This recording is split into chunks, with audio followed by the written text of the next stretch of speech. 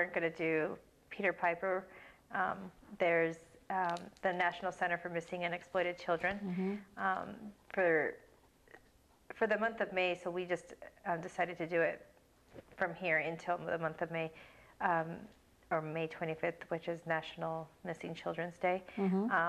We wanted people to instead go on and donate money to the actual Center for National. Oh, okay.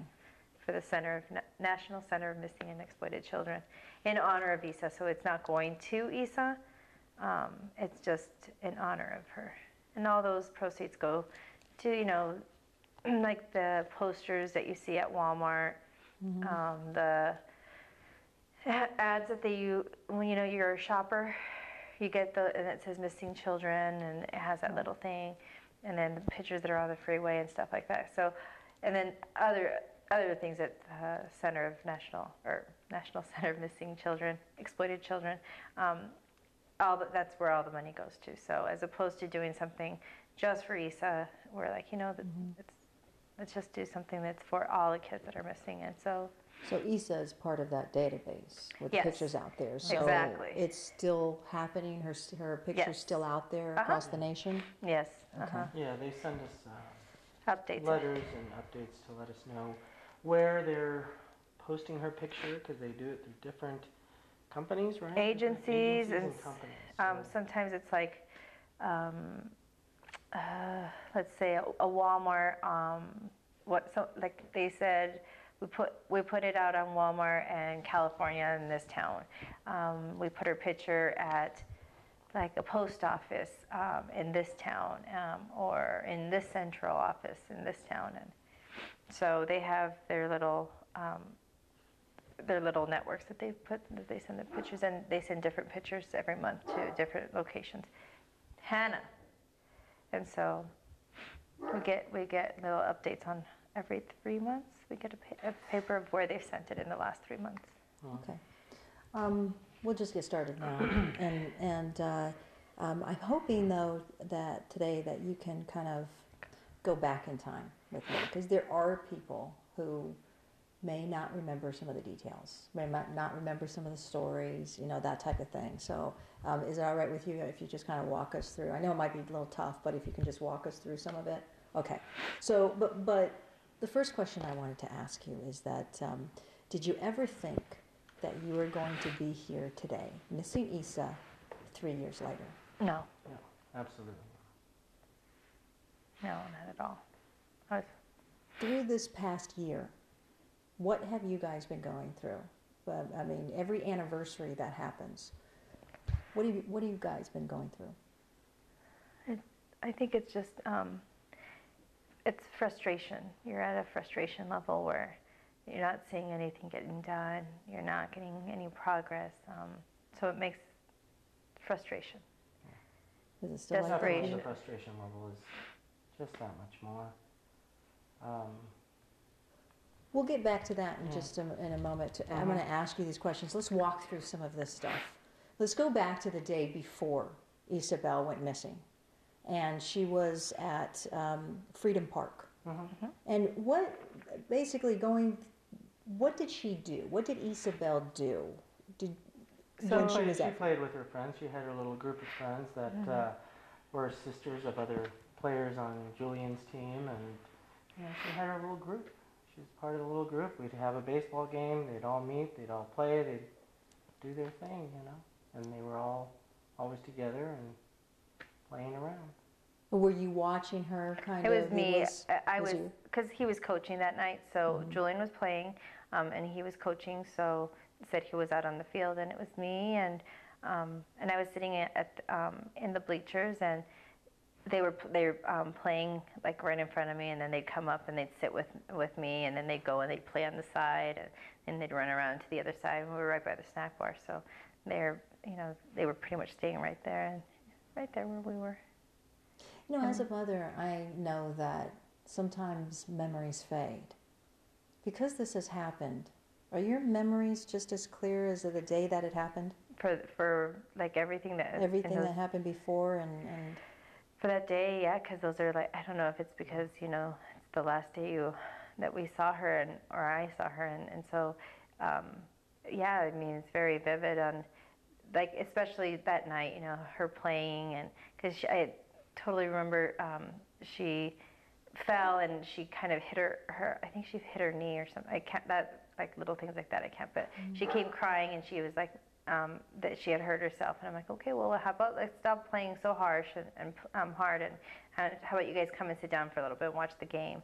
And so they sat down and watched the game with us or with me for a little bit, and you know, it was a little bit meaning like 5 minutes, and then they were out up and about, and we're like, okay, they were ready to go play again. So like that, I remember that very clearly in my head, her coming up to me, and the other two little girls coming up and sitting there with me, and they were all three sitting there, and then they continued to play, and then the game was over, and Sergio said, well, I'm going to go get some sandwiches, and I said, well, I'm going to take Isa home so she can get her showers done and get her hair done before it gets too late. And so, Is there one moment of time that keeps playing back during that game? usually it's that one, her falling and her coming up to me and saying that she hurt herself, and I'm like, all right, well, it's time to sit down with me for a little bit and just relax for a while. Did you see anybody around that was kind of out of place or maybe watching or anything like that? It's not like I noticed it. I was more like watching them and watching the game, and between watching them and watching the game, you know, I like the periphery was not my importance. And I never, like, there was nothing that stood out. And if there was anything going on behind me, I would have not even thought about noticing it, you know, because my attention was right here with Isa and the girls playing right there on the what's it called, the bleachers, and then watching Julian, because Julian was pitching. And so that's where like my attention was, like watching what they were doing, making sure she wasn't falling, and then watching Julian. So if anything was going on back here, I would have never noticed it. So in that aspect. Moving a little forward, the pizza, you guys had pizza, right? You went someplace for pizza? No, it wasn't? No. Okay. Said he went to Albertsons and bought those $5. I bought a big sandwich and then went to EG's and got, EG's drink. Okay. And then they came home. Okay, you guys came home. And when you came home, Isa and I came home. Okay. So. And how was she when she came home? Tired. So the first. What time was it? We were just talking about it. Probably about 10. Somewhere in there. I mean, the game probably ended about 10, so whatever it took me to get here. So 10:15, somewhere in there. And then she went into her, we went first into her room, and we got all her baseball stuff, because she had a baseball game the next morning. And so I pulled out her pants. We had her pants and her shirt, and she has a rocking chair, so we kind of like had it all set. Her shirt was on top, and then her pants, and then her shoes and her socks. Like I had it all right there. And then she grabbed her clothes, and then I said, all right, we'll go take your shower. And so she went to go take her shower, and like always, she took forever and hung out in there. And then she came back out, and I combed her hair, and then she started getting sleepy. She started getting tired. And one of the other things, she was like, Mom, do it like I told you. Don't do it like you want. Like I told you. And I'm like, okay.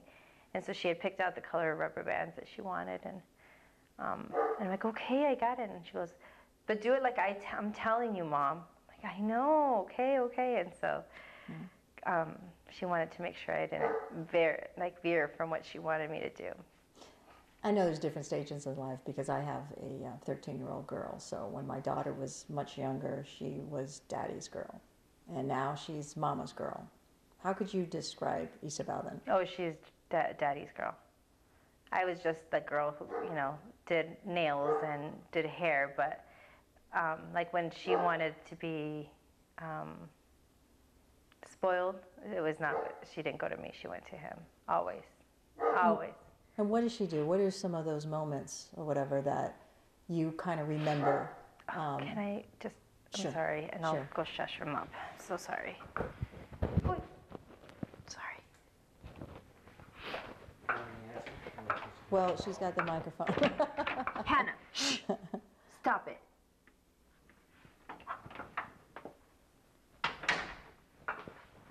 Sorry. Otherwise, she's just gonna keep going. What she's doing right now. Sorry. You know, one thing that just, you know, constantly really stands out in my mind the most. I mean, yes, you know, whenever take the boys to do it, you know, going to the park, whatever we were going to do, you know, sure enough, she's coming along, and I would always remember Julian saying, really, Dad, can't it just be us? I'm like, Lisa's coming with us or we're not going. Okay. Because I know they like, you know, whenever we did sports, for me to really be involved and do everything that we do with them playing hard. And when Lisa's with us, you know, then, you know, my priorities are kind of there, and it's just not as, you know, fully playing to the potential that we can. And, but other than that, you know, other than her constantly being with us and doing everything we did, whether it's riding bikes and riding, you know, at the little track that we built and teaching her how to ride bikes. I mean, you know, that was a huge thing. When we took her to the park and Sergio and Julian were kind of around her and I was running with her. And she's in the park and she's, you know, learning how to ride her bike and to have us all there when she did that. That was just, that was huge. Or, you know, taking her swimming and teaching her how to swim. And just Jumping off the diving board. fear and jumping off the diving board and doing everything she did. Just all those things. All those things. I don't know, giving her that confidence. All those things we did. And all those different aspects of our life that, yeah, I you know, thinking back, all the different little things that we taught her how to do, whether if it was the swimming or the bike riding or the throwing of a ball or you know, the swinging of her bat and whatever it was, even the jump roping, because Julian's such a nitpicky jump roper. I mean, teaching her, you know, just the way her brothers would be with her and making sure that she was just like learning the fundamentals, you know, of her athletic, you know, abilities. And she didn't want to be left behind. She was going to be with the boys always. She's going to be at that level, at her age, but at that level. And so that's one aspect.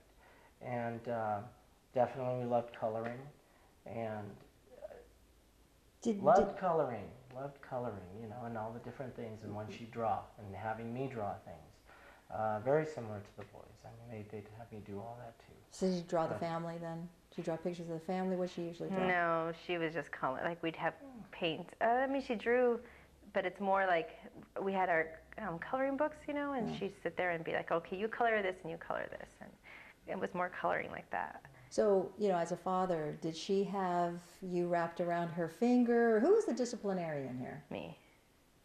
Yeah, we both kind of were. She didn't like me to have to discipline her. And that's when she'd get all like, come on, and like, you're not supposed to be that person, you know what I mean? But, you know, had to be that way, you know.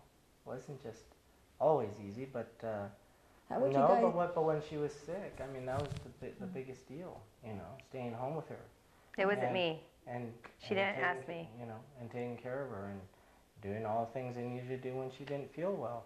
And the last time she was sick, and that's, you know, the one that's going to stick out the most, you know, just watching Mamma Mia 3 times in a row and her singing along, because we had the words up on the screen, and singing along, me singing it to her, singing Dancing Queen for her and just getting her going and then saying to her, I thought you were sick. Getting back on the bed as opposed to standing up and dancing on the bed. How would she describe you? I have no idea. No? My dad. I don't know. That's all I ever hear her saying. How would she describe you, Dana? Me? I don't know. She used to tell me that, because we'd ask her, what is your mommy doing? You know, I work in the ER, so in her mind, it was, my mom gives popsicles to everybody. So in her mind, my job involved giving popsicles to kids. That's it. Like I'd ask her, what does mommy do? She gives popsicles to kids. All right. As a nurse, that's what I'm in her mind. And I think it was more like we'd have our girl time. So like Sergio would, at that point, they had gone to, the kids or the boys and Sergio were doing operas, a couple operas together, and the boys were coming out in the Arizona Opera too. And so they'd have to go to Phoenix, just the boys. And so we would be like, it's girl time, it's a girl night. And so we would do our nails, we would do the facial stuff, and then we'd have pizza, and she'd get to pick the movie, and we'd sit on my bed, and we'd have movie, pizza, and our faces with green stuff all over it. And so I have pictures of that all over the place. Did you have any moments like that? I mean, just in a sense where it was just separated. You did this with her. The sick. Because I think she did, like she'd say she was sick, but she was not sick. Like I'd come home and I'm like, I thought you were sick. And no, they were just hanging out. And she'd convince him, and she'd convince him to stay home and stay home and be, and that she was sick, Dad. She's sick, Dad. I'm sick. And he'd stay home and watch movies, and I'd come home and they were still in bed watching movies, and then he would bring her, food to bed, food in the bed, and and he's not one that likes to have any food in there, so she had him there eating. Would they just like fall asleep then? No, just watching TV. No, they were just okay. watching TV, and like I said, getting him to do stuff and hanging out in the room watching TVs and movies and whatever else she wanted to do with him. That was her. All right, let's talk about that night then. Now she was put to bed, right? You put her to bed? Actually, I was already in bed, and her and I, like I said, I did her hair, and she said she was like just kind of falling asleep, and I'm like, all right, Mama, it's time to go to bed. I said, give me a kiss, and so she gave me a kiss and hug, and then she walked out of my room, and she came and she said goodnight to the boys, and she went into her room, and that's the last time I saw her. She didn't come back to me. And I was out here, the boys were watching TV, eating, and when she came walking by the counter there, she just had that little sleepy look, and I'm like, did you want a little bit of the EGs? And she's like, no, I'm tired, I'm going to bed. So, and that was the last time said goodnight, that you saw her? Yeah, said goodnight, and she went in, and that's that. And then we stayed out here for a little longer. We were watching Dumb and Dumber, and it got over right at midnight, because that's when I was looking at the menu and I saw that the game was on, the replay of the D-backs, and so started watching that, and Julian's arguing with me to stay up later and later. I said, no, I'm just going to watch this for a little while. You guys go to bed. We all got to wake up early. He says, got a really early game. Just go to bed. I said, I'm just going to watch this for a little bit. I'm not going to watch the whole thing. And that's true, because I fell asleep watching the game, and that's that. And then woke up and looked at that clock on the cable box, and it was about 5-ish, and turned the TV off, and everything's quiet, and I just went off to our bedroom. Didn't mean to fall asleep. I hadn't fallen asleep out here, and I don't know how long before I had fallen asleep, and that was the oddest thing. But and that was it. So, and I know sometimes when you go through something traumatic, and you try to recount some of the things that go on, and the details. Have the details kind of not changed, but for you just kind of disappeared or faded or anything like that? And it's really hard for people sometimes to understand this kind of thing, and how you keep those details still there. I don't know how you keep them there, but maybe it's because it was a traumatic thing that there is, like the details of all that, they don't go away. Like the police coming and all the crud that went afterwards when everybody got here, that stuff is not as vivid. But from like her going to bed, me getting up in the morning and getting up to go take a shower, go to work, being at work, getting the phone call, all those things, those are very vivid in my mind.